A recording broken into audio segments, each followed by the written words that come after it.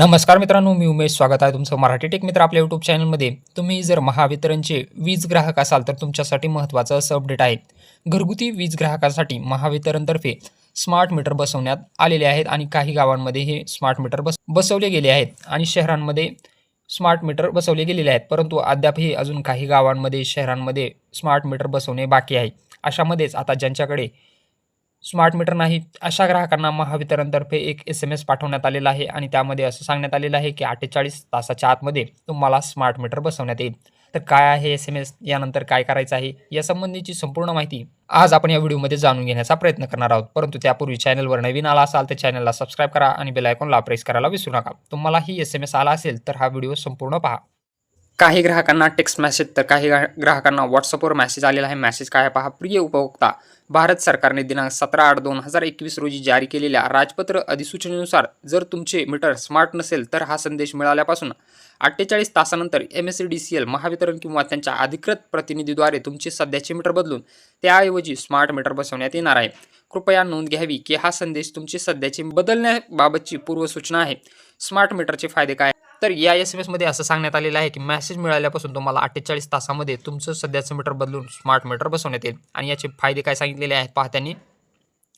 यामुळे मानवी हस्तक्षेपाशिवाय अचूक बिलिंग होतं. मोबाईल ॲपद्वारे तुम्ही तुमच्या विजेचा वापर आणि बिल यावर लक्ष ठेवू शकता व ते नियंत्रित करू शकता.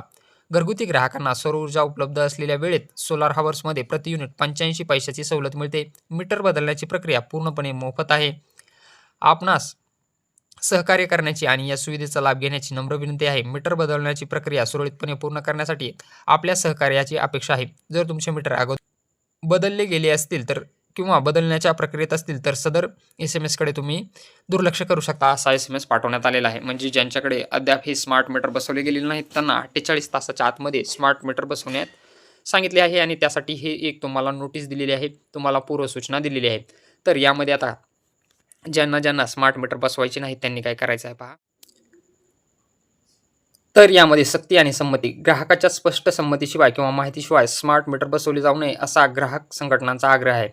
प्रीपेड रिचार्जची भीती. यामध्ये ग्राहकांना काय भीती आहे पहा. नवीन स्मार्ट मीटर भविष्यात प्रीपेड म्हणजे मोबाईलप्रमाणे रिचार्ज प्रणालीवर चालणार असून रिचार्ज संपल्यास वीज पुरवठा आपोआप खंडित होण्याची शक्यता आहे. असं ग्राहकांना वाटत आहे, की भविष्यामध्ये हे मीटर मोबाईलप्रमाणे रिचार्ज करण्यासाठी प्रीपेड बनवले जातील. यामध्ये काही ग्राहकाचं असं म्हणणं आहे, की यामध्ये वाढीव बिल येत आहे. त्यामुळे जुन्या मीटरच्या तुलनेमध्ये यामध्ये जास्त बिल येण्यामुळे ग्राहक यासाठी विरोध करत आहेत. यामध्ये कायदेशीर स्थिती आणि ग्राहक अधिकार काय काय आहेत पहा. सध्याची अट आहे. वीज ग्राहक संघटनांनी न्यायालयात असा दावा केला आहे, की विद्युत कायदा 2003, इलेक्ट्रिसिटी ॲक्ट 2003 अंतर्गत कोणावरही सक्तीने मीटर बदलणे बंधनकारक नाही. उच्च न्यायालयात याच्या विरुद्ध एक याचिका आहे. नागपूर आणि मुंबई उच्च न्यायालयात या सक्तीविरोधात जनहित याचिका अजूनही प्रलंबित आहे. यामध्ये काही ग्राहक लेखी तक्रारही देत आहेत, की आम्हाला स्मार्ट मीटर नको आहे आणि आम्हाला जे जुने मीटर आहेत ते चांगल्या स्थितीत आहेत आणि ते आम्हाला बदलवायचे नाहीत. तर तुम्हीही जर तुम्हाला स्मार्ट मीटर नको असेल तर तुम्हीही एक लेखी अर्ज देऊ शकता आणि स्मार्ट मीटर बसवण्यासाठी तुमचाही संमती आहे का नाही हे सांगू शकता. तुम्हालाही हा SMS आला आहे का नाही कमेंट बॉक्समध्ये नक्की सांगा. व्हिडिओ आवडला असेल तर व्हिडिओला लाईक आणि शेअर करायला विसरू नका.